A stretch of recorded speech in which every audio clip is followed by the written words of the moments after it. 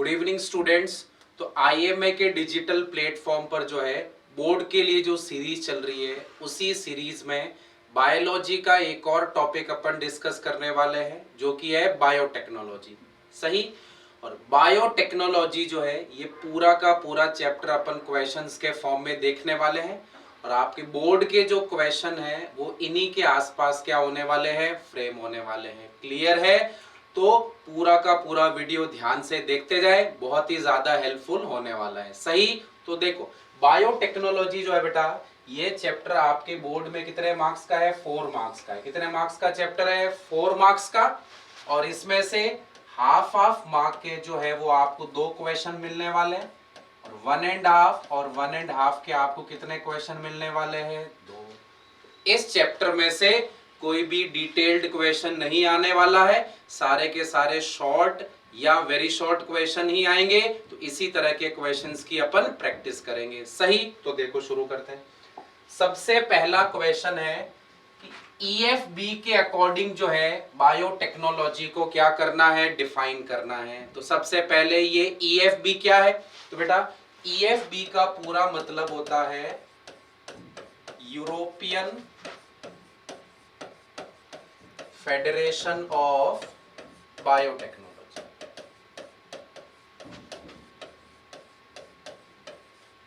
अब बोले ईएफबी के अकॉर्डिंग बायोटेक्नोलॉजी है क्या? तो सुनो क्या कहती है। नेचुरल साइंस और माइक्रोब्स, नेचुरल साइंस और माइक्रोब्स का इंटीग्रेटेड यूज करके ह्यूमन वेलफेयर के लिए प्रोडक्ट क्रिएट करना, इसी को क्या बोलेंगे? बायोटेक्नोलॉजी। ईएफबी क्या कहती है कि नेचुरल साइंस और माइक्रोब्स का इंटीग्रेटेड यूज करके ह्यूमन वेलफेयर के लिए प्रोडक्ट क्रिएट करना, इसी को अपन क्या बोलेंगे? बायोटेक्नोलॉजी। तो ईएफबी क्या कहती है? तो सुनो इधर, अकॉर्डिंग टू ईएफबी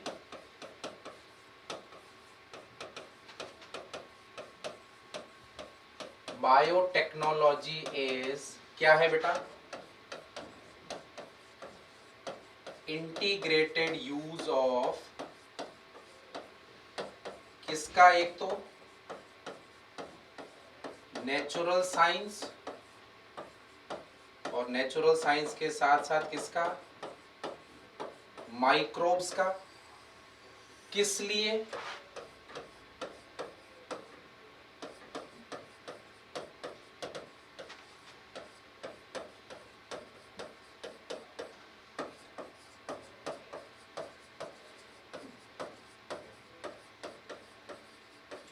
क्लियर? तो क्या है? नेचुरल साइंस और माइक्रोब्स को इंटीग्रेटेड यूज करके ह्यूमन वेलफेयर के लिए प्रोडक्ट क्रिएट करना, इसी को अपन क्या बोलेंगे?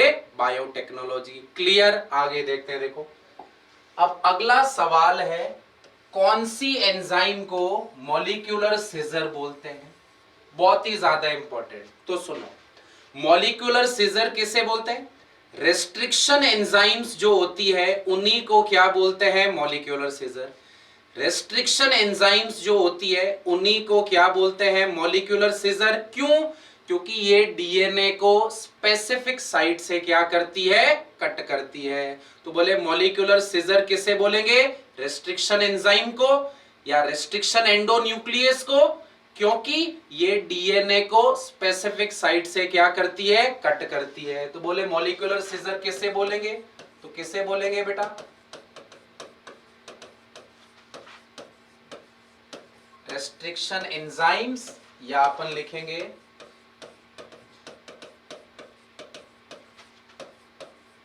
रेस्ट्रिक्शन एंडोन्यूक्लियस को। अब बोले क्यों बोलते हैं? क्योंकि ये क्या करती है बेटा? Cut DNA at specific site. ये डीएनए को स्पेसिफिक साइट से कट करती है, इसीलिए इनको क्या बोलेंगे? मॉलिक्यूलर सीजर बोलेंगे।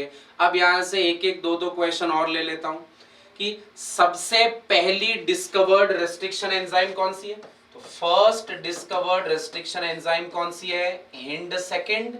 और बोले सबसे ज्यादा यूज होने वाली रेस्ट्रिक्शन एंजाइम कौन सी है? तो कौन सी है बेटा, इको R1। तो ध्यान से सुनना, मॉलिक्यूलर सीजर किसे बोलेंगे, रेस्ट्रिक्शन एंजाइम को, क्योंकि ये एंजाइम स्पेसिफिक जगहों से डीएनए को क्या करती है, कट करती है। अब एक और क्वेश्चन ले लेता हूं, अगर ये डीएनए को कट करेगी मतलब बॉन्ड को ब्रेक करेगी, और बोले बॉन्ड को ब्रेक करेगी तो कौन से बॉन्ड को ब्रेक करेगी, तो ये एंजाइम किसको, कौन से बॉन्ड को ब्रेक करेगी बेटा, फॉस्फोडाइएस्टर बॉन्ड को। किसको ब्रेक करेगी, फॉस्फोडाइएस्टर बॉन्ड को। क्लियर है, बढ़ते हैं अगले सवाल की तरफ। अब अगला सवाल यह है कि डाउन स्ट्रीम प्रोसेसिंग क्या होता है। डाउन स्ट्रीम प्रोसेसिंग क्या है, तो ध्यान से सुनना। डाउन स्ट्रीम प्रोसेसिंग, ये मैंने माना मेरे अंदर कौन है बेटा, ये मैंने माना यहां पर कोई होस्ट सेल ले रखी, और ये जो होस्ट सेल है, इस होस्ट सेल के अंदर क्या बन रहा है, रिकॉम्बिनेंट प्रोटीन बन रहा है। होस्ट सेल है और होस्ट सेल के अंदर क्या बन रहा है, रिकॉम्बिनेंट प्रोटीन। तो सुनो, इस होस्ट सेल से रिकॉम्बिनेंट प्रोटीन को आइसोलेट करना, उसे फॉर्मुलेट करना, उसके बाद उसका क्लिनिकल ट्रायल करना और उसका कमर्शियल यूज करना, इन सारे के सारे स्टेप को ही अपन क्या बोलेंगे, डाउनस्ट्रीम प्रोसेसिंग। क्या है डाउनस्ट्रीम प्रोसेसिंग, जो होस्ट सेल है, इस होस्ट सेल से रिकॉम्बिनेंट प्रोटीन को, इस होस्ट सेल से रिकॉम्बिनेंट प्रोटीन को क्या करना बेटा, आइसोलेट करना। आइसोलेट के साथ साथ इस प्रोटीन को क्या करना, प्यूरिफाई करना। प्यूरिफाई के साथ साथ इस प्रोटीन का क्या करना बेटा, फॉर्मुलेशन करना। फॉर्मुलेशन का मतलब है जरूरत के हिसाब से इसमें क्या करना, मॉडिफिकेशन करना। फिर इसका क्या करना बेटा, क्लिनिकल टेस्ट करना, और क्लिनिकल टेस्ट के बाद इसका कमर्शियल क्या करना, यूज करना। इन सारे के सारे स्टेप को मिलाकर ही क्या बोलते हैं, डाउनस्ट्रीम प्रोसेसिंग। तो वापस सुनना, होस्ट सेल से रिकॉम्बिनेंट प्रोटीन को आइसोलेट करना, प्यूरिफाई करना, उसका फॉर्मुलेशन करना, उसका क्लिनिकल ट्रायल करना और उसका कमर्शियल यूज करना, इन सारे स्टेप को मिलाकर ही क्या बोलेंगे, डाउनस्ट्रीम प्रोसेसिंग। सही। देखते हैं अगले सवाल की तरफ। अब अगला सवाल है बेटा, पैलिंड्रोमिक सीक्वेंस क्या है, और आपको इसका एग्जाम्पल बताना है।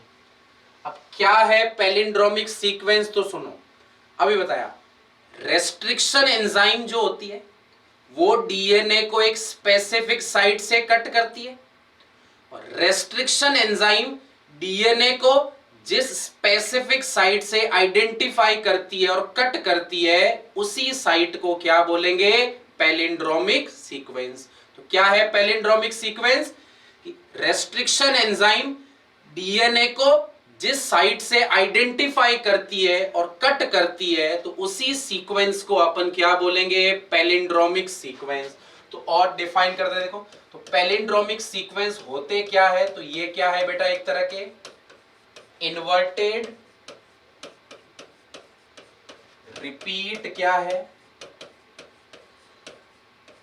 डीएनए सीक्वेंस है, जो कि 4 to 6 बेस पेयर क्या होते हैं, लॉन्ग होते हैं। और यहीं से ध्यान रखना, आइडेंटिफाइड बाय रेस्ट्रिक्शन एंजाइम्स। इन पूरे वर्ड्स को मिलाकर डेफिनेशन देते, देखो क्या होते हैं पैलिंड्रोमिक सीक्वेंस, की रेस्ट्रिक्शन एंजाइम डीएनए को स्पेसिफिक साइट से कट करती है, और ये एंजाइम डीएनए को जिस साइट से आइडेंटिफाई करेगी और कट करेगी, उन्हीं साइट्स को अपन क्या बोलेंगे, पैलिंड्रोमिक सीक्वेंस। अब इसमें एक वर्ड लिखा है, ये इन्वर्टेड रिपीट होते हैं। इन्वर्टेड रिपीट का मतलब है, चाहे इनको आगे से पढ़ो चाहे पीछे से पढ़ो, दोनों डायरेक्शन से पढ़ने पर ये क्या रहते हैं, सेम रहते हैं। जैसे एग्जाम्पल सुनो, एक एग्जाम्पल लिख रहा हूं मैं, देखो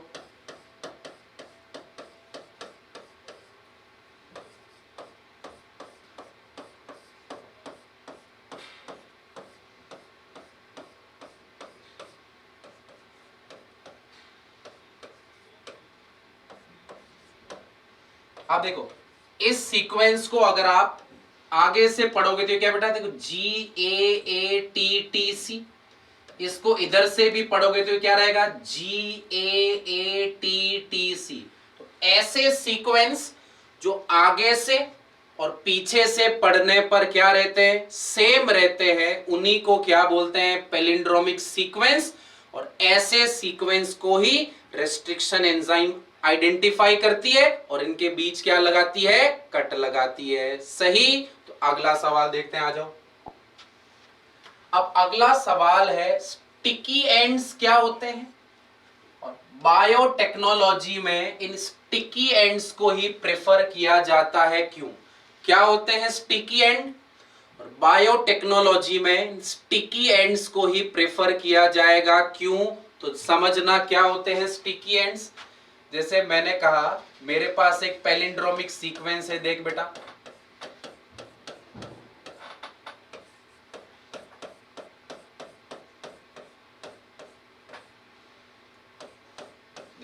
ये मेरे पास एक पैलिंड्रोमिक सीक्वेंस है, और पैलिंड्रोमिक सीक्वेंस को आइडेंटिफाई और कट करने का काम कौन करती है, रेस्ट्रिक्शन एंजाइम। जैसे मैंने ले लिया इको R1, मेरे पास क्या है, एक रेस्ट्रिक्शन एंजाइम है। ठीक, अब मेरी बात सुनना, रेस्ट्रिक्शन एंजाइम जो है अभी बताया, डीएनए को पैलिंड्रोमिक साइट से आइडेंटिफाई करती है और वहीं से क्या करेगी, कट करेगी। तो अगर मैंने ये रेस्ट्रिक्शन एंजाइम काम में ली है तो देखो ये रेस्ट्रिक्शन एंजाइम एक कट तो लगाएगी G और A के बीच, और एक कट लगाएगी यहां पर, और ये कट लगाते हुए डीएनए को इस तरह से क्या कर देगी बेटा, काट देगी। तो इस तरह से काट देगी तो देख एक सीक्वेंस तो आपके पास क्या बनेगा, देख इधर GCTTAA, और दूसरा सीक्वेंस क्या बनेगा, AATTC और G। तो दूसरा क्या बना, देख AATTC और G। अब सुनो बेटे यहां पर, तो अगर आप यहां पर देखोगे तो यहां पर किसी तरह के कोई हाइड्रोजन बॉन्ड नहीं है, यहां पर किसी तरह के कोई हाइड्रोजन बॉन्ड नहीं है। तो ध्यान से सुनना, रेस्ट्रिक्शन एंजाइम से कट करने के बाद जो डीएनए फ्रेगमेंट बनते हैं, तो इन डीएनए फ्रेगमेंट में जहां पर हाइड्रोजन बॉन्ड एब्सेंट होते हैं तो ऐसे रीजन्स को ही क्या बोलेंगे, स्टिकी एंड। जहां पर हाइड्रोजन बॉन्ड एब्सेंट होंगे तो ऐसे एंड्स को ही क्या बोलेंगे, स्टिकी एंड। अब बोले स्टिकी एंड प्रेफर किए जाते हैं, क्यों, क्योंकि स्टिकी एंड को आसानी से अपन क्या कर सकते हैं, जोड़ सकते हैं। तो पूरे क्वेश्चन का आंसर कैसे लिखेंगे कि रेस्ट्रिक्शन एंजाइम से कट करने के बाद, रेस्ट्रिक्शन एंजाइम से कट करने के बाद डीएनए के फ्रेगमेंट में क्या होता है, हाइड्रोजन बॉन्ड एब्सेंट होते हैं, और जहां पर हाइड्रोजन बॉन्ड एब्सेंट होंगे तो ऐसे रीजंस को ही अपन क्या बोलेंगे, स्टिकी एंड। और बायोटेक्नोलॉजी में स्टिकी एंड को ही प्रेफर किया जाएगा क्योंकि इन्हें आसानी से अपन क्या कर सकते हैं, जोड़ सकते हैं। तो स्टिकी एंड्स क्या है, इधर देखो, तो ये नॉन हाइड्रोजन बॉन्डेड क्या है, नॉन हाइड्रोजन बॉन्डेड क्या है, रीजन है। और बोले इनको प्रेफर किया जाता है, क्यों, तो प्रेफर इसलिए किया जाता है क्योंकि इन्हें इजीली अपन क्या कर सकते हैं, जोड़ सकते हैं। सही, बहुत ही इंपॉर्टेंट क्वेश्चन है, ध्यान रखना। अब बढ़ते हैं आगे की तरफ। अब अगला सवाल है, name the technique used in separation of DNA fragment. DNA fragment को सेपरेट करने के लिए कौन सी टेक्निक यूज की जाती है? तो ध्यान से सुनना बेटा, बहुत ही इंपॉर्टेंट क्वेश्चन है।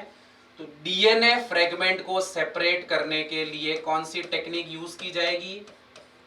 Gel electrophoresis. कौन सी टेक्निक यूज की जाएगी? Gel electrophoresis. और इस टेक्निक में एगेरोस जेल क्या करते हैं? यूज करते हैं। और एगेरोस जेल यूज करते हैं, इसीलिए इसे अपन एगेरोस जेल इलेक्ट्रोफोरेसिस भी लिख सकते हैं।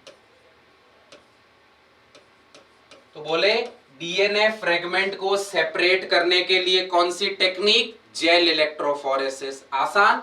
फिर बोले कि इस टेक्निक में डीएनए को स्टेन करने के लिए, डीएनए को स्टेन करने के लिए एक डाई यूज की जाती है। अब बोले कौन सी डाई है? तो डीएनए को यूज करने के लिए जो डाई यूज की जाएगी वो है इथिडियम ब्रोमाइड। कौन सी डाई यूज की जाएगी? Ethidium bromide. तो अगला क्वेश्चन है कौन सी डाई? तो डीएनए को स्टेन करने के लिए जो है वो कौन सी डाई यूज की जाती है?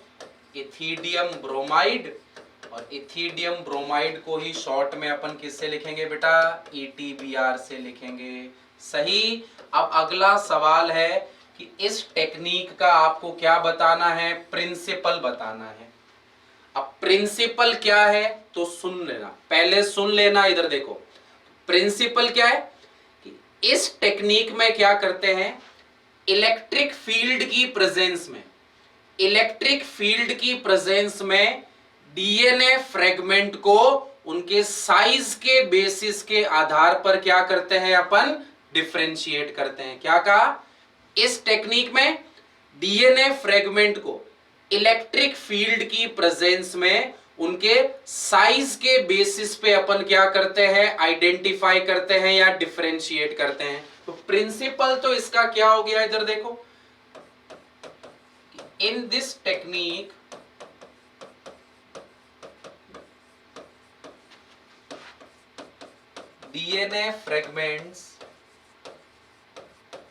DNA fragments are separated in the presence of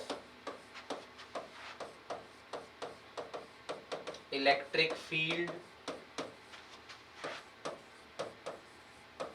on the basis of their molecular size। ध्यान से सुनना कि इस टेक्निक में क्या करते हैं? डीएनए फ्रेगमेंट को उनके साइज के बेसिस पर क्या करते हैं? सेपरेट करते हैं। बोले साइज के बेसिस पे कैसे सेपरेट करोगे? तो ध्यान से सुनना। एगेरोस जेल इलेक्ट्रोफोरेसिस में क्या करते हैं बेटा कि इस टेक्निक में एक इलेक्ट्रोफोरेटिक प्लेट लेते हैं और इस इलेक्ट्रोफोरेटिक प्लेट के ऊपर क्या करते हैं? एगेरोस जेल क्या कर देते हैं? फिल कर देते हैं। और एगेरोस जेल फिल करने के बाद ध्यान रखना, इस प्लेट को जो अपन बैटरी से जोड़ते हैं, तो जिधर पॉजिटिव टर्मिनल होगा उसे क्या बोलेंगे? एनोड। और जिधर नेगेटिव टर्मिनल होगा उसे अपन क्या बोलेंगे? कैथोड। फिर क्या करते हैं? जिस तरफ कैथोड होगा, कैथोड की तरफ अपन क्या करेंगे? जेल के अंदर जो है वो वेल बनाएंगे, गड्ढे बनाएंगे। तो जिधर कैथोड होगा, कैथोड की तरफ अपन क्या करेंगे? जेल के अंदर इस तरह से क्या बनाएंगे? वेल बनाएंगे, गड्ढे बनाएंगे।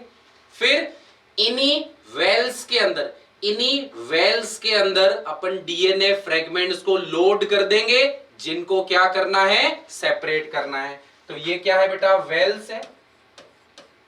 और इन्हीं वेल्स के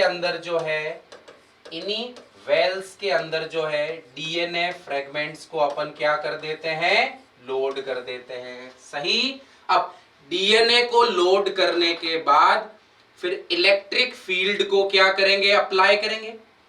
और इलेक्ट्रिक फील्ड को अप्लाई करने के बाद क्या होगा?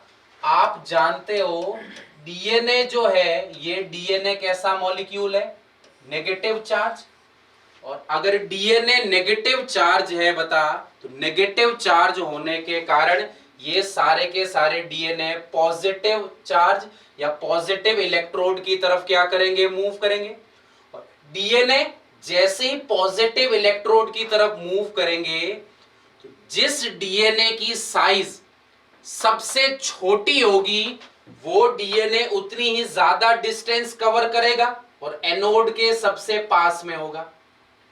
और जिस डीएनए की साइज सबसे बड़ी होगी वो उतनी ही कम डिस्टेंस कवर करेगा और वो एनोड से सबसे क्या होगा, दूर होगा। तो इस तरह से सारे के सारे डीएनए अपने साइज के हिसाब से क्या हो जाते हैं, सेपरेट हो जाते हैं। और डीएनए को साइज के हिसाब से सेपरेट करना, इसी को क्या बोलते हैं, जेल इलेक्ट्रोफोरेसिस। तो क्या किया, इसमें एक इलेक्ट्रोफोरेटिक प्लेट ली और इस प्लेट के ऊपर जो है अपन ने एगेरोस जेल भर दी। और एगेरोस जेल भरने के बाद जिस तरफ कैथोड है, कैथोड की तरफ मैंने क्या बना दिए, वेल्स बना दिए, गड्ढे बना दिए। फिर इन वेल्स के अंदर डीएनए फ्रेगमेंट को क्या कर दिया, लोड। और लोड करने के बाद जैसे ही इलेक्ट्रिक फील्ड अप्लाई करूंगा, तो इलेक्ट्रिक फील्ड अप्लाई करते ही क्या होगा, डीएनए पे नेगेटिव चार्ज है और नेगेटिव चार्ज होने के कारण ये जो डीएनए है वो पॉजिटिव इलेक्ट्रोड या एनोड की तरफ क्या करेगा, मूव करेगा। और सारे के सारे डीएनए एनोड की तरफ मूव करेंगे।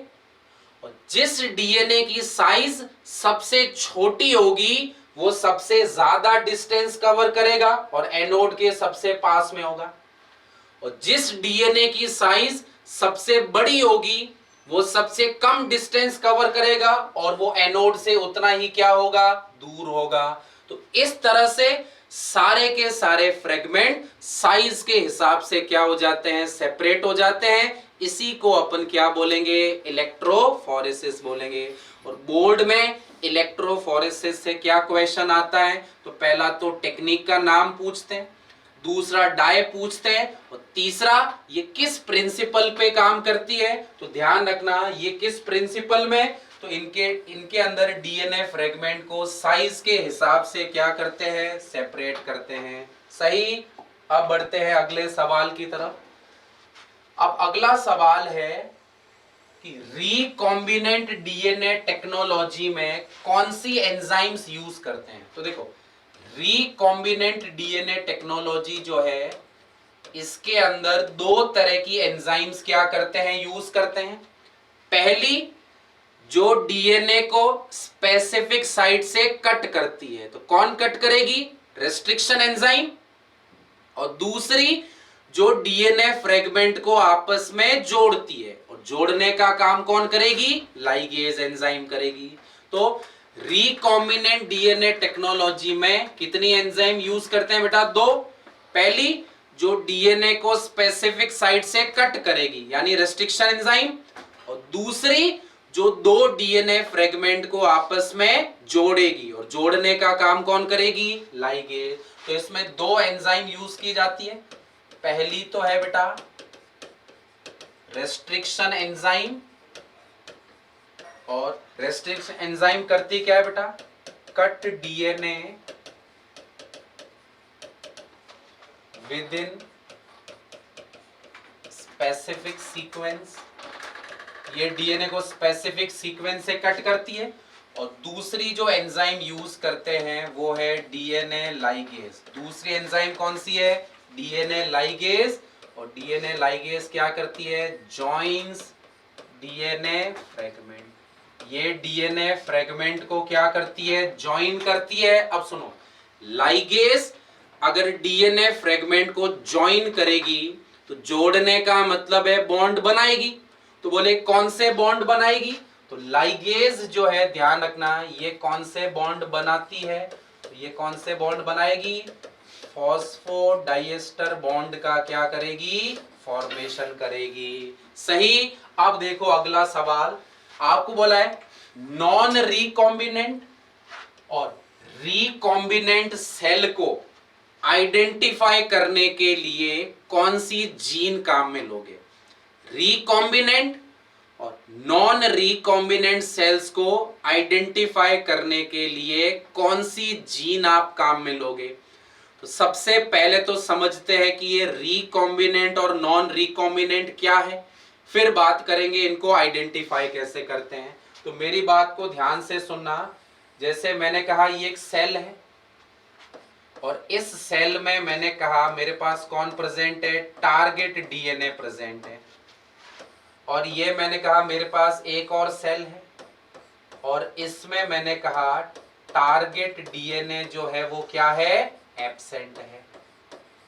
तो ध्यान से सुनना, जिसमें टारगेट डीएनए प्रेजेंट होगा उसे तो अपन क्या बोलेंगे, रिकॉम्बिनेंट, और जिसमें टारगेट डीएनए एब्सेंट होगा उसे ही क्या बोलेंगे, नॉन रिकॉम्बिनेंट।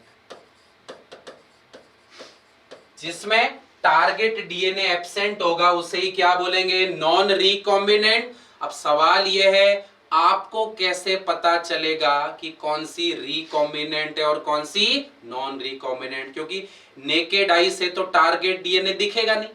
तो फिर आप कैसे पता लगाओगे अगर दो सेल रख दूं कि कौन सी रिकॉम्बिनेंट है और कौन सी नॉन रिकॉम्बिनेंट। तो रिकॉम्बिनेंट और नॉन रिकॉम्बिनेंट को डिफरेंशिएट करने के लिए, इनको डिफरेंशिएट करने के लिए जो जीन यूज ली जाती है उनको अपन बोलते हैं सेलेक्टेबल मार्कर जीन। कौन सी जीन काम में ली जाती है, सेलेक्टेबल मार्कर जीन। और सेलेक्टेबल मार्कर जीन का एग्जाम्पल भी आपको ध्यान रखना है। एक तो कौन सा याद रखना है, एंटीबायोटिक रेजिस्टेंट जीन, और दूसरी आपको ध्यान रखनी है अल्फा बीटा गैलेक्टोसाइडेज। देखो मैंने पहले ही बोला इससे 1.5 और 1.5 के क्वेश्चन आएंगे, डिटेल नहीं आएगा। तो सीधा क्वेश्चन आएगा रिकॉम्बिनेंट और नॉन रिकॉम्बिनेंट को डिफरेंशिएट करने के लिए कौन सी जीन अपन काम में लेंगे। तो कौन सी जीन काम में लेंगे, सेलेक्टेबल मार्कर जीन। एग्जाम्पल क्या है इसका, तो एग्जाम्पल एक तो एंटीबायोटिक रेजिस्टेंट जीन और दूसरा है अल्फा बीटा गैलेक्टोसाइडेज। अब इसमें एक क्वेश्चन मैं और ऐड कर देता हूं, बोले डिफरेंशिएट करने के लिए जीन तो कौन सी है, सेलेक्टेबल मार्कर जीन, और बोले इनको डिफरेंशिएट करने के लिए प्रोसेस कौन सी काम में ली जाती है। तो प्रोसेस जो काम में ली जाती है वो है बेटा इंसर्शनल इनएक्टिवेशन। प्रोसेस कौन सी काम में ली जाएगी, इंसर्शनल इनएक्टिवेशन। तो बोले रिकॉम्बिनेंट और नॉन रिकॉम्बिनेंट को आइडेंटिफाई करने के लिए प्रोसेस कौन सी काम में ली जाएगी, तो प्रोसेस काम में ली जाएगी इंसर्शनल इनएक्टिवेशन। अब ये क्या है, डेफिनेशन सुन लेना, डेफिनेशन ही पूछेंगे आपको। तो क्या है डेफिनेशन, कि मार्कर जीन जो है ना, मार्कर जीन की जगह पर जब टारगेट डीएनए को ऐड किया जाता है तो मार्कर जीन क्या हो जाती है, इनएक्टिव हो जाती है। इसी को अपन क्या बोलेंगे, इंसर्शनल इनएक्टिवेशन। क्या कहा कि सेलेक्टेबल मार्कर जीन जो है इसकी जगह पे अगर टारगेट डीएनए को ऐड करते हैं तो मार्कर जीन क्या हो जाती है, इनएक्टिव हो जाती है। इसी को अपन क्या बोलेंगे, इंसर्शनल इनएक्टिवेशन। तो बहुत ही इंपॉर्टेंट सवाल है कि रिकॉम्बिनेंट और नॉन रिकॉम्बिनेंट को सेलेक्ट करने के लिए कौन सी जीन और कौन सी प्रोसेस यूज की जाती। तो जीन तो कौन सी है, सेलेक्टेबल मार्कर जीन, और प्रोसेस कौन सी यूज की जाएगी, इंसर्शनल इनएक्टिवेशन। सही, बढ़ते हैं अगले सवाल की तरफ। अब अगला सवाल है डायरेक्ट जीन ट्रांसफर क्या है। तो डायरेक्ट जीन ट्रांसफर क्या है, सुनो इधर, कि जैसे मैंने कहा ये अपने पास में एक होस्ट सेल है, ठीक, और ये मैंने कहा मेरे पास कौन है बेटा, टारगेट डीएनए है, और इस टारगेट डीएनए को मेरे को होस्ट सेल के अंदर क्या करना है, ट्रांसफर करना है। और अगर टारगेट डीएनए को ट्रांसफर करने के लिए किसकी हेल्प ली जाती है, क्लोनिंग वेक्टर की। किसकी हेल्प ली जाएगी? क्लोनिंग वेक्टर की। तो अगर आप क्लोनिंग वेक्टर की हेल्प से ट्रांसफर करोगे तो इसको तो अपन क्या बोलेंगे? Indirect transfer. तो इसको तो अपन क्या बोलेंगे? Indirect transfer. और अगर टारगेट डीएनए को बिना वेक्टर की हेल्प से ट्रांसफर कर दोगे तो इसी को क्या बोलेंगे? Direct gene transfer. सही।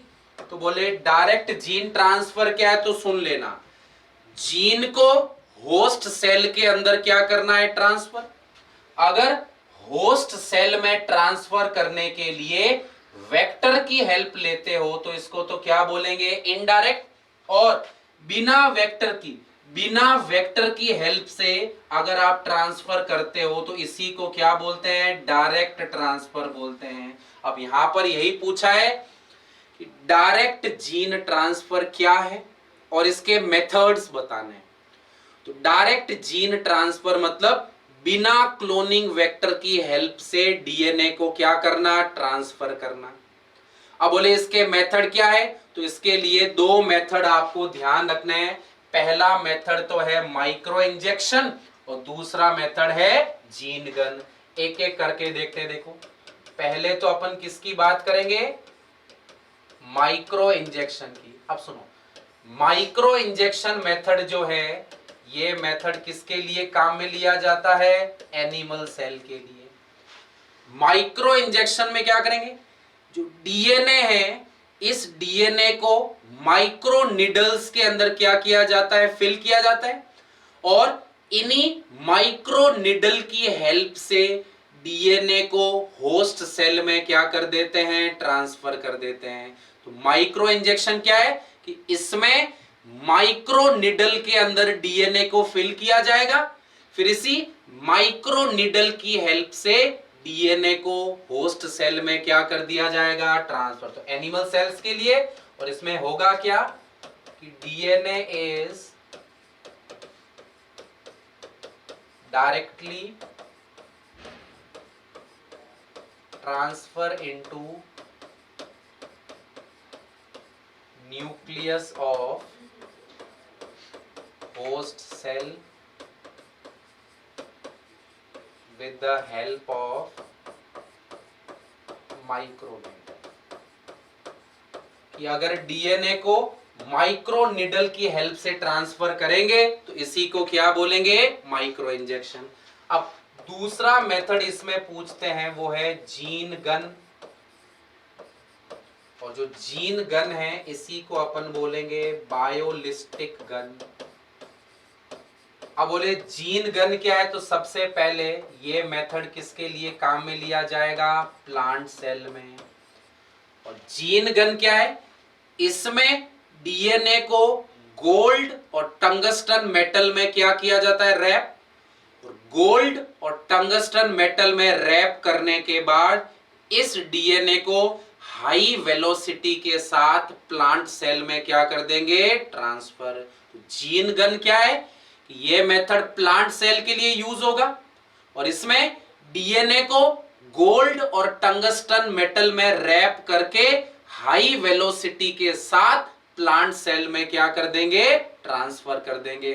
तो बहुत ही इंपॉर्टेंट सवाल है कि डायरेक्ट जीन ट्रांसफर क्या है? तो डायरेक्ट जीन ट्रांसफर मतलब बिना क्लोनिंग वेक्टर की हेल्प से डीएनए को क्या करना? ट्रांसफर करना। और इसमें कितने मेथड याद रखने हैं? दो, एक माइक्रो इंजेक्शन और दूसरा कौन सा ध्यान रखना है? Gene gun. क्लियर है? अब देखो, अब अगला सवाल है PBR 322 का आपको लेबल्ड डायग्राम बनाना है और वेरी वेरी इंपॉर्टेंट है, बहुत बार आता है PBR 322।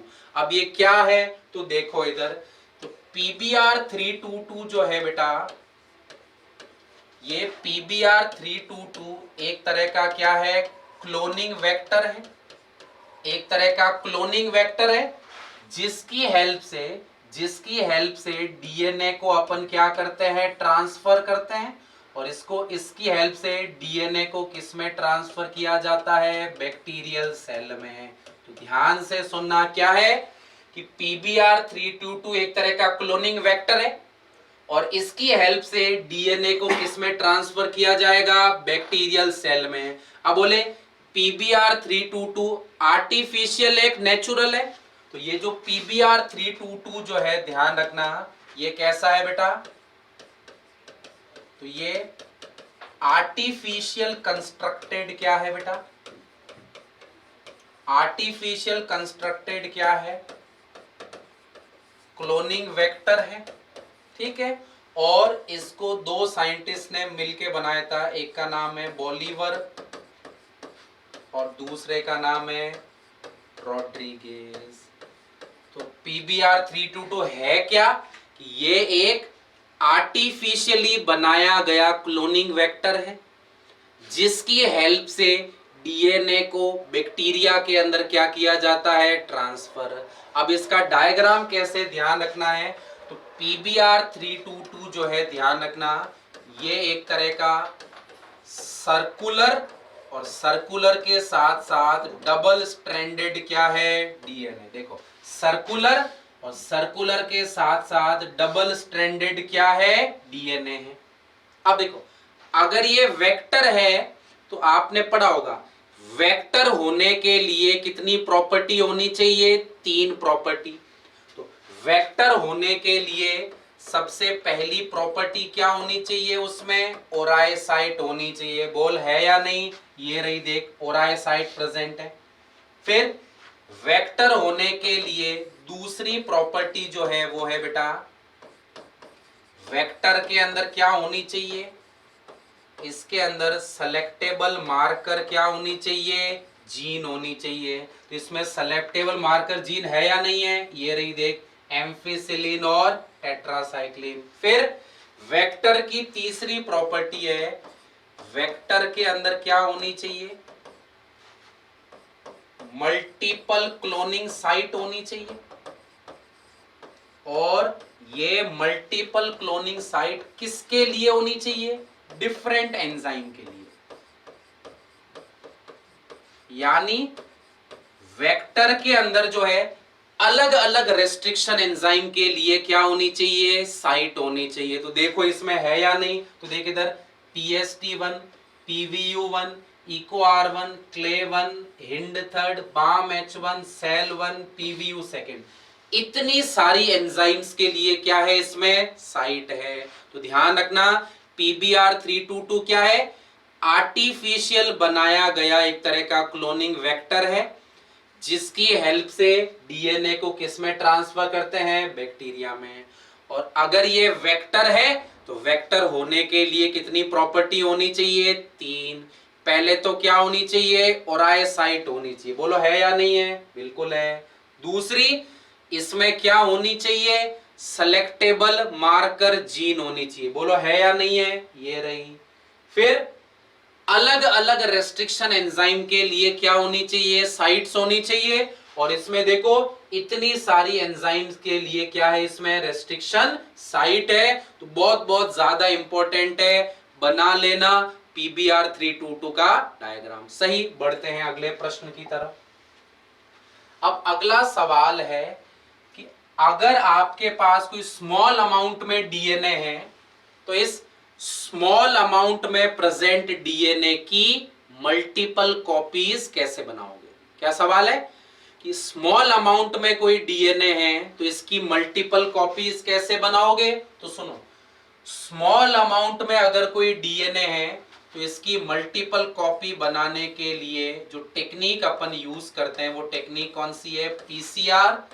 और पीसीआर का पूरा नाम है बेटा पॉलीमरेज चेन रिएक्शन। पहला तो सवाल का जवाब यही आ गया कि अगर कोई स्मॉल अमाउंट में डीएनए है और उसकी आप मल्टीपल कॉपी बनाना चाहते हो तो स्मॉल अमाउंट में प्रेजेंट डीएनए की मल्टीपल कॉपी कौन सी टेक्निक से बनाएंगे, पीसीआर टेक्निक से बनाएंगे। सही। फिर अगला सवाल पूछा है कि इस टेक्निक में कौन सी एंजाइम यूज होती है और उस एंजाइम का आपको फीचर भी बताना है और वो एंजाइम कहां से ऑब्टेन होती है ये भी बताना है। 2 क्वेश्चन ऐड कर दिए मैंने। तो देखो, तो इस टेक्निक में कौन सी एंजाइम यूज होती है? तो इस टेक्निक में जो है बेटा कौन सी एंजाइम यूज होती है? Taq polymerase. कौन सी एंजाइम यूज होगी? Taq polymerase. और ये एंजाइम एक आर्की बैक्टीरिया से ऑब्टेन होती है जिसका नाम है थर्मस एक्वेटिकस। ये एक आर्की बैक्टीरिया से मिलती है जिसका नाम क्या है? Thermus aquaticus. अब बोले इस एंजाइम की खास बात क्या है? तो सुनो, पीसीआर जो है, अभी आगे पढ़ेंगे, पीसीआर जो है बेटा ये पूरी प्रोसेस हाई टेम्परेचर पे होती है और हाई टेम्परेचर पे नॉर्मल पॉलीमरेज एंजाइम काम नहीं करती। ये पूरी प्रोसेस हाई टेम्परेचर पे होती है और हाई टेम्परेचर पे नॉर्मल पॉलीमरेज एंजाइम काम नहीं करती। इसीलिए आपको एक ऐसी पॉलीमरेज चाहिए जो हाई टेम्परेचर पर भी एफिशिएंटली क्या कर सके? काम कर सके। और हाई टेम्परेचर पर एफिशिएंटली काम कौन करती है बेटा? Taq polymerase. तो ये जो टैक पॉलीमरेज है इसका फीचर क्या है बेटा? तो इस एंजाइम का फीचर क्या है? ये एंजाइम कैसी होती है? थर्मोस्टेबल होती है। थर्मोस्टेबल का मतलब है वर्क्स एट हाई टेम्परेचर। ये एंजाइम जो है हाई टेम्परेचर पर भी पॉलीमरेज एक्टिविटी दर्शाती है। इसीलिए पीसीआर के अंदर इसी को क्या करेंगे? यूज करेंगे। तो देखो 3 क्वेश्चन के आंसर दे दिए हैं कि स्मॉल अमाउंट में प्रेजेंट डीएनए की मल्टीपल कॉपीज कौन सी टेक्निक से बनेगी? पीसीआर से। दूसरा, इस टेक्निक में कौन सी एंजाइम काम लेंगे? Taq polymerase. तीसरा, ये एंजाइम कहां से ऑब्टेन होती है? तो ये एक आर्की बैक्टीरिया से मिलती है जिसका नाम है थर्मस एक्वेटिकस। और इस एंजाइम की खास बात क्या है? ये थर्मोस्टेबल होती है, यानी हाई टेम्परेचर के ऊपर भी ये पॉलीमरेज एक्टिविटी दर्शाते हुए नए डीएनए का क्या कर सकती है? फॉर्मेशन कर सकती है। सही। अब बढ़ते हैं अगले सवाल की तरफ। बहुत बहुत इंपॉर्टेंट, देखो इसमें आपको बताना है कि क्लोनिंग वेक्टर जो है ना, क्लोनिंग वेक्टर की क्या प्रॉपर्टीज होती है। तो क्लोनिंग वेक्टर की क्या प्रॉपर्टीज होती है तो सुनना इधर। सबसे पहले तो कि क्लोनिंग वेक्टर होता क्या है। तो क्या है क्लोनिंग वेक्टर? कि टारगेट डीएनए जो है, इस टारगेट डीएनए को होस्ट सेल में ट्रांसफर करने के लिए जिस डीएनए की सहायता ली जाती है उसे ही क्या बोलेंगे? Cloning vector. तो क्लोनिंग वेक्टर क्या है? कि क्लोनिंग वेक्टर अपने साथ में किसी टारगेट डीएनए को जोड़ता है और ये किसी टारगेट डीएनए को जोड़कर उसे होस्ट सेल में क्या कर देगा? ट्रांसफर। तो टारगेट डीएनए को होस्ट सेल में ट्रांसफर करने के लिए जो डीएनए यूज किया जाता है उसे ही क्या बोलेंगे? Cloning vector. सही। तो क्लोनिंग वेक्टर का काम है टारगेट डीएनए को होस्ट सेल में क्या करना? ट्रांसफर करना। अब बोले कि अगर आपके सामने मैं 50-60 डीएनए मॉलिक्यूल रख दूं और आपको बोलूं इनमें से कौन सा क्लोनिंग वेक्टर है, तो आप कैसे बताओगे? तो क्लोनिंग वेक्टर को पहचानने के लिए उसमें 3 प्रॉपर्टीज का होना क्या है? जरूरी है। तो किसी भी क्लोनिंग वेक्टर में सबसे पहली जो प्रॉपर्टी है वो कौन सी है बेटा? ओराइसाइट। ओराइसाइट का मतलब है कि क्लोनिंग वेक्टर के अंदर सेल्फ रेप्लिकेशन की क्या होनी चाहिए? प्रॉपर्टी। यानी उसके अंदर खुद की मल्टीपल कॉपीज बनाने की क्या होनी चाहिए? प्रॉपर्टी। तो क्लोनिंग वेक्टर में सबसे पहली प्रॉपर्टी है ओराइसाइट। ओराइसाइट का मतलब है इसके अंदर क्या होनी चाहिए बेटा? Property of self replication. पहली प्रॉपर्टी तो ये होनी चाहिए। अब बोले दूसरी, तो दूसरी प्रॉपर्टी जो है वो है बेटा सेलेक्टेबल मार्कर जीन। दूसरी प्रॉपर्टी क्या है कि क्लोनिंग वेक्टर में क्या होने चाहिए, सेलेक्टेबल मार्कर जीन होने चाहिए। अब ये सेलेक्टेबल मार्कर जीन क्या है बेटे, अभी बताया था, रिकॉम्बिनेंट और नॉन रिकॉम्बिनेंट सेल को डिफरेंशिएट करने के लिए जिन जीन्स की हेल्प ली जाती है उन्हीं को क्या बोलते हैं, सेलेक्टेबल मार्कर जीन। और क्लोनिंग वेक्टर में सेलेक्टेबल मार्कर जीन का होना भी क्या है, कंपलसरी है। तो अगला क्या कहा देखो, सेलेक्टेबल मार्कर जीन। क्यों, तो देखो टू डिफरेंशिएट बिटवीन किसके बीच में भैया, तो अभी बताया, रिकॉम्बिनेंट एंड नॉन रिकॉम्बिनेंट। तो रिकॉम्बिनेंट और नॉन रिकॉम्बिनेंट के बीच में डिफरेंशिएट करने के लिए क्या होनी चाहिए, सेलेक्टेबल मार्कर जीन। अब बोले इसके एग्जाम्पल क्या है, तो ये भी बेटे अभी बताए थे। सेलेक्टेबल मार्कर जीन का पहला एग्जाम्पल याद रखना है, एंटीबायोटिक रेजिस्टेंट जीन। और एंटीबायोटिक रेजिस्टेंट जीन के दो एग्जाम्पल याद रखने हैं, एक है एम्फिसिलिन रेजिस्टेंट और दूसरा आपको ध्यान रखना है टेट्रासाइक्लिन रेजिस्टेंट। और इसी का अगला एग्जाम्पल आपको जो ध्यान रखना है वो है बेटा अल्फा बीटा गैलेक्टोसाइडेज। सही। अब तीसरी प्रॉपर्टी क्या होनी चाहिए, तो तीसरी प्रॉपर्टी है बेटा मल्टीपल क्लोनिंग साइट। अब इस मल्टीपल क्लोनिंग साइट का क्या मतलब है, तो इधर देखो कि क्लोनिंग वेक्टर जो है उसमें अलग अलग एंजाइम के लिए क्या होनी चाहिए, रेस्ट्रिक्शन साइट होनी चाहिए।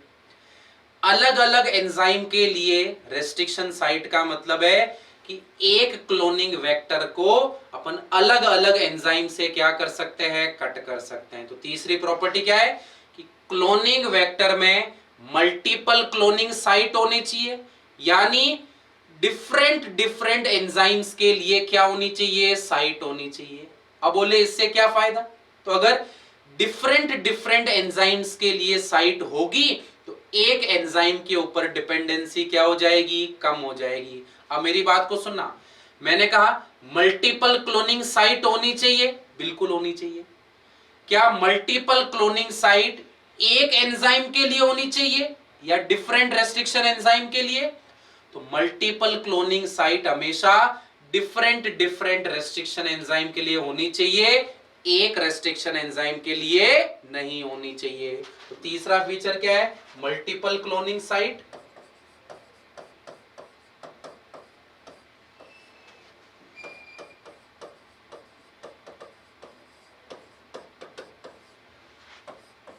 और सेम नहीं बच्चे, किसके लिए, डिफरेंट रेस्ट्रिक्शन एंजाइम। अलग अलग रेस्ट्रिक्शन एंजाइम के लिए क्या होनी चाहिए, साइट्स होनी चाहिए। क्लियर है। अब बढ़ते हैं अगले सवाल की तरफ। अब अगला सवाल यह है कि पीसीआर जो है इसकी मैकेनिज्म को डिटेल में समझाना है और पीसीआर जो है इसके क्या लिखने हैं, इंपॉर्टेंस लिखने हैं। और सबसे पहले तो पीसीआर का मतलब क्या है बेटा, देखो तो पीसीआर का मतलब होता है पॉलीमरेज चेन रिएक्शन। पीसीआर का मतलब क्या है बेटा, पॉलीमरेज चेन रिएक्शन। सही। अब बोले पीसीआर है क्या, तो सुनो, अगर स्मॉल अमाउंट में कोई डीएनए प्रेजेंट है तो स्मॉल अमाउंट में प्रेजेंट डीएनए की मल्टीपल कॉपी बनाना, इसी टेक्निक को क्या बोलते हैं, पीसीआर। स्मॉल अमाउंट में प्रेजेंट डीएनए की मल्टीपल कॉपीज बनाना, इसी को क्या बोलते हैं, पीसीआर। तो पीसीआर में करते क्या है, तो इधर देखो, used to form multiple identical copies of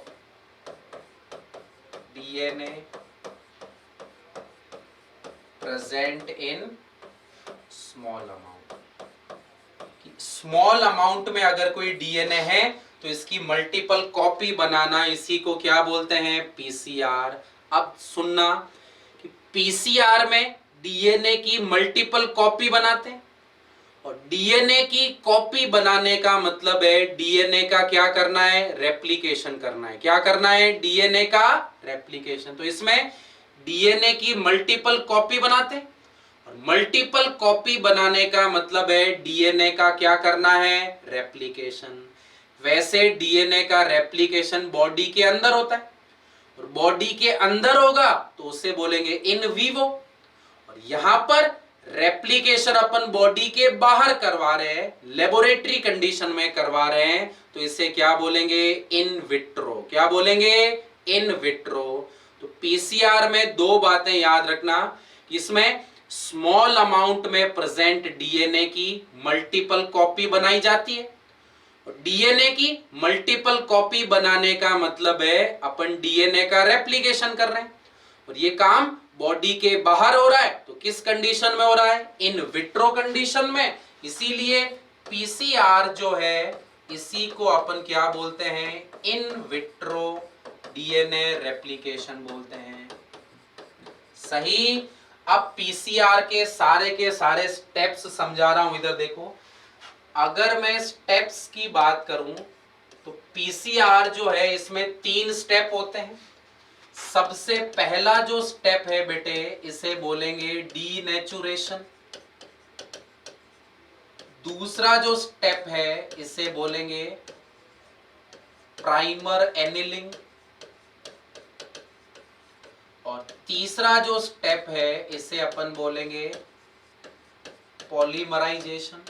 तो 3 स्टेप है। अब क्या है, तो इधर देखो, जैसे ये मैंने कहा मेरे पास एक डीएनए है इस तरह से, एक स्ट्रैंड की पोलैरिटी 5 प्राइम से 3 प्राइम, और दूसरे की है 3 प्राइम से 5 प्राइम। तो देख, ये इस तरह से मेरे पास डीएनए मॉलिक्यूल है।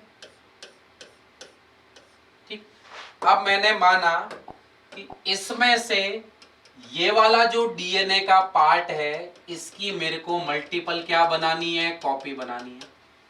तो यानी ये क्या है बेटा, डीएनए विच इज एम्प्लीफाइड, यानी जिसकी मेरे को मल्टीपल क्या बनानी है, कॉपी बनानी है। तो सुनो इधर, तो पीसीआर में जो सबसे पहला स्टेप है इसे बोलेंगे डीनेचुरेशन। सही। डीनेचुरेशन में क्या होगा, अपन इस डीएनए को हाई टेम्परेचर पे रखेंगे। अब बोले हाई टेम्परेचर भी कितना, तो इसमें हाई टेम्परेचर याद रखना है 90 से 92 डिग्री सेल्सियस। इसमें डीएनए को हाई टेम्परेचर पे रखते हैं, और हाई टेम्परेचर पे रखते ही हाइड्रोजन बॉन्ड क्या हो जाते हैं, ब्रेक, और हाइड्रोजन बॉन्ड के ब्रेक होते ही डबल स्ट्रैंडेड डीएनए जो है ये सिंगल स्ट्रैंड में क्या हो जाएगा, कन्वर्ट हो जाएगा। तो क्या कहा कि डीएनए को हाई टेम्परेचर पे रखा, और हाई टेम्परेचर पे रखते ही ये हाइड्रोजन बॉन्ड क्या हो जाएंगे, ब्रेक हो जाएंगे, और हाइड्रोजन बॉन्ड के ब्रेक होते ही डीएनए के दोनों स्ट्रैंड क्या हो जाएंगे, अलग अलग हो जाएंगे, यानी डबल स्ट्रैंडेड डीएनए किसमें कन्वर्ट हो जाएगा, सिंगल स्ट्रैंड। तो देखो, डीनेचुरेशन में हाई टेम्परेचर की वजह से हाइड्रोजन बॉन्ड क्या हो गए, ब्रेक हो गए, और देखो हाइड्रोजन बॉन्ड के ब्रेक होते ही डबल स्ट्रैंडेड डीएनए किसमें कन्वर्ट हो गया, सिंगल स्ट्रैंडेड में। सही। अब देखो, डीनेचुरेशन के बाद अगला जो स्टेप आता है उसे अपन बोलेंगे प्राइमर एनिलिंग। प्राइमर एनिलिंग क्या है, ध्यान से सुनना। पीसीआर में भी अपन रेप्लिकेशन ही कर रहे हैं, यानी नया डीएनए बना रहे, और आपने पढ़ा होगा रेप्लिकेशन जो है, रेप्लिकेशन में कौन सी एंजाइम काम करती है, डीएनए पॉलीमरेज। पीसीआर में नया डीएनए बना रहे, और नया डीएनए बनाने का काम कौन सी एंजाइम करती है? DNA polymerase. और मॉलिक्यूलर बायोलॉजी में पढ़ते हो कि डीएनए पॉलीमरेज नया डीएनए बनाने की कभी भी शुरुआत नहीं करती। लिमिटेशन क्या है? ये नया डीएनए बना तो देगी, लेकिन नया डीएनए बनाने की कभी भी शुरुआत नहीं करेगी। यानी इस एंजाइम को थोड़ा सा स्ट्रैंड बनाकर देना पड़ेगा, क्योंकि आप थोड़ा सा स्ट्रैंड बनाकर दोगे तो उसके बाद ही ये नए स्ट्रैंड का क्या करेगी? फॉर्मेशन। तो गड़बड़ क्या है कि पीसीआर में भी बनाना तो नया स्ट्रैंड ही है, लेकिन नया डीएनए बनाने का काम कौन करती है? पॉलीमरेज। और पॉलीमरेज नया डीएनए बनाने की कभी भी शुरुआत नहीं करती है। इस वजह से एनिलिंग में क्या करेंगे? एनिलिंग में दो डीएनए प्राइमर क्या करते हैं? यूज करते हैं, और उन दोनों डीएनए प्राइमर को अपन क्या करते हैं? ऐड करते हैं। तो दो डीएनए प्राइमर को ऐड करना, इसी को क्या बोलते हैं? Primary annealing. तो प्राइमरी एनिलिंग में क्या करेंगे? देखो,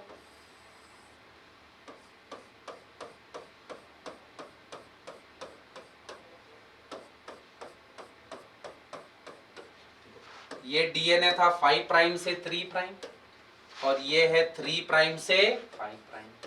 और एनिलिंग में क्या करा? अभी बताया, नया डीएनए बनाने का काम करेगी पॉलीमरेज, और पॉलीमरेज नया डीएनए बनाने की शुरुआत नहीं करती।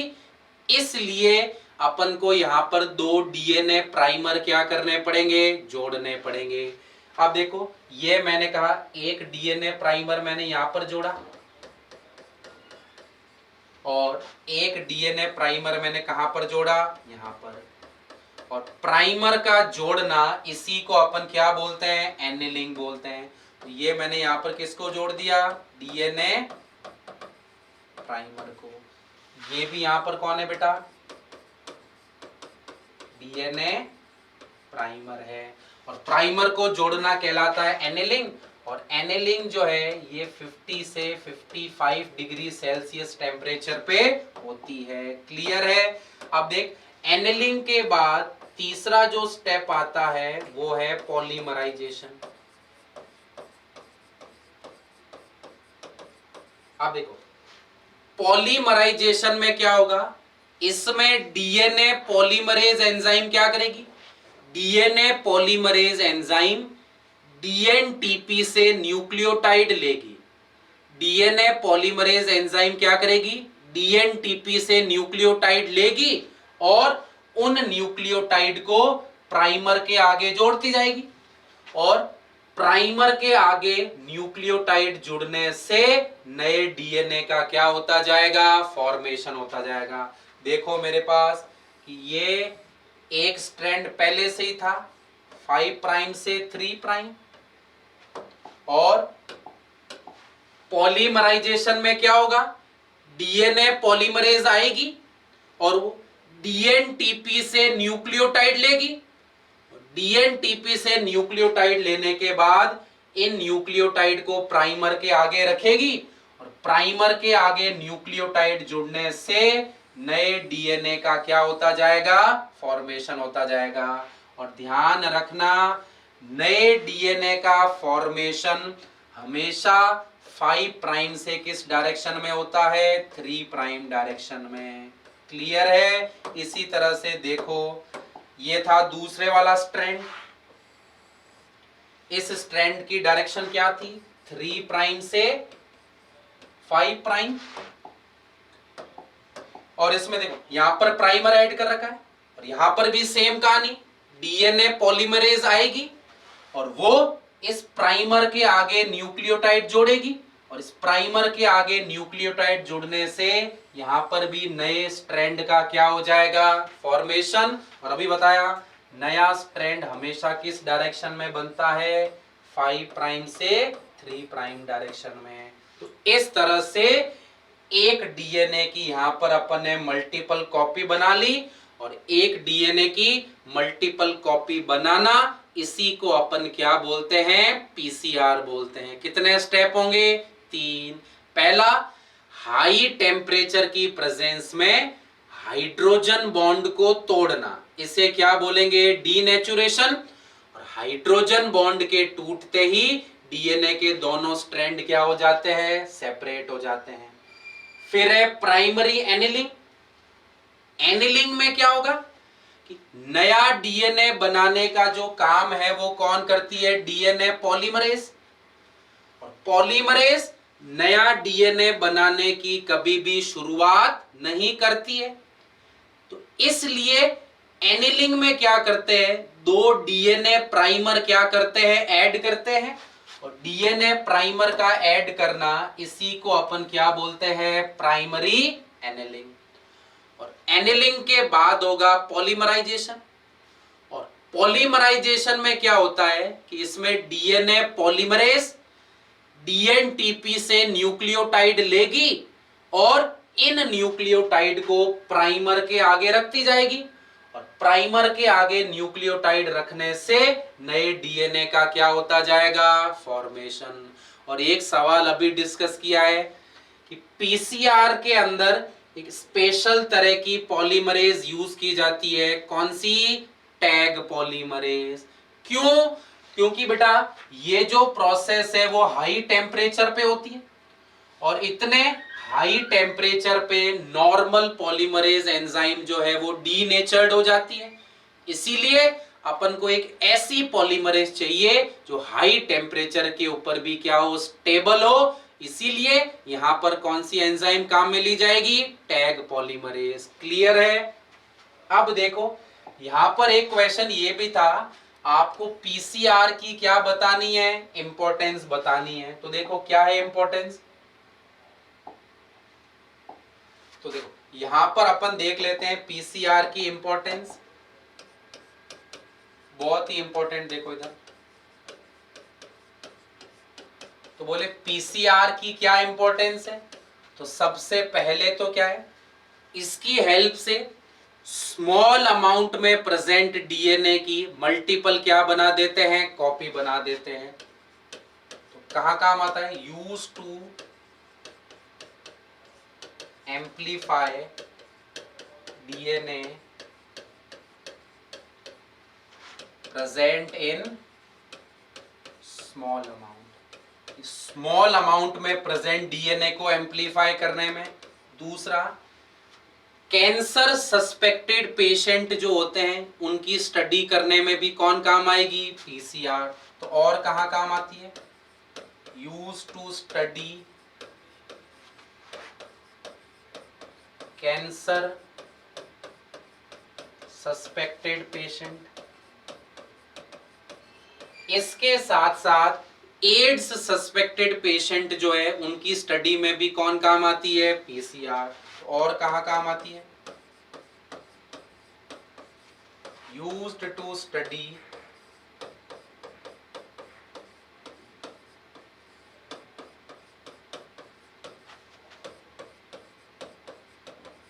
सही।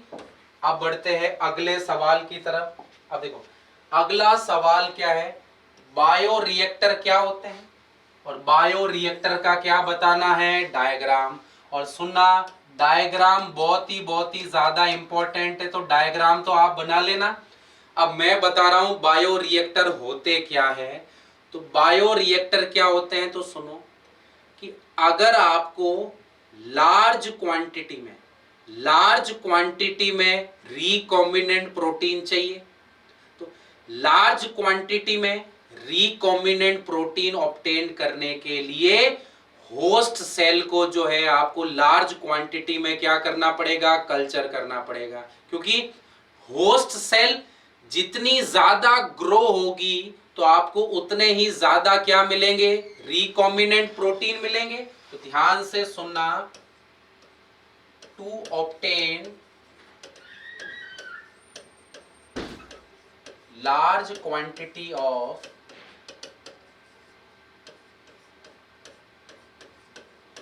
desired gene product, large quantity में प्रोडक्ट लेने के लिए आपको क्या करना पड़ेगा? होस्ट सेल्स को क्या करना पड़ेगा? कल्चर करना पड़ेगा। और होस्ट सेल को जितना ज्यादा कल्चर करोगे तो उतना ही ज्यादा आपको क्या मिलेंगे, प्रोडक्ट मिलेंगे। और इन होस्ट सेल को कल्चर करने के लिए बायो रिएक्टर्स क्या किए जाते हैं, यूज किए जाते हैं। तो बायो रिएक्टर क्या है, तो सुनो, बायो रिएक्टर जो है ये बड़े बड़े स्टील के वेसल्स होते हैं और इन वेसल्स के अंदर वे सारी कंडीशंस प्रेजेंट होती है जो होस्ट सेल की ग्रोथ के लिए क्या है, रिक्वायरमेंट है। तो बायोरिएक्टर क्या है, ये एक तरह के लार्ज वेसल है जिनमें होस्ट सेल को ग्रो करने के लिए जो ऑप्टिमम कंडीशन चाहिए वो सारी की सारी क्या होगी, प्रेजेंट होगी। अब ऑप्टिमम कंडीशन क्या, तो इसके अंदर न्यूट्रिएंट प्रेजेंट होंगे, हॉर्मोन्स भी प्रेजेंट होंगे, इसके अंदर जो है ऑप्टिमम टेम्परेचर होगी, ऑप्टिमम पीएच होगी, ऑक्सीजन भी होंगे। तो होस्ट सेल को ग्रो करने के लिए जो ऑप्टिमम कंडीशन चाहिए वो सारी optimum condition in large vessels के अंदर प्रेजेंट होती है और इन्हीं वेसल के अंदर होस्ट सेल को कल्चर किया जाता है। और होस्ट सेल जितनी ज्यादा कल्चर होगी तो आपको रिकॉम्बिनेंट प्रोटीन उतने ही क्या मिलेंगे, ज्यादा मिलेंगे। सही। अब एक दो सवाल मैं और छोड़ देता हूं। देखो, अब आपके लिए एक सवाल मैं छोड़ के जा रहा हूं कि इल्यूशन क्या होता है, पहला। और दूसरा सवाल मैं लिख रहा हूं कॉम्पिटेंट होस्ट सेल क्या है। सही। इन दोनों सवालों के जवाब जो है आप कमेंट बॉक्स में लिखकर बताएं और इसके बाद जल्द ही अपन बायोटेक्नोलॉजी का सेकंड पार्ट लेके आने वाले हैं जो कि है इसकी एप्लीकेशन। तो पहले बता दिया है इस चैप्टर से 4 मार्क के क्वेश्चन आएंगे, हाफ ऑफ मार्क के 2 क्वेश्चन आएंगे और 1.5 और 1.5 के 2 क्वेश्चन आएंगे। और अपन ने यहाँ पर जो क्वेश्चन डिस्कस किए हैं इन्हीं के आसपास आपका पेपर क्या होने वाला है, फ्रेम होने वाला है।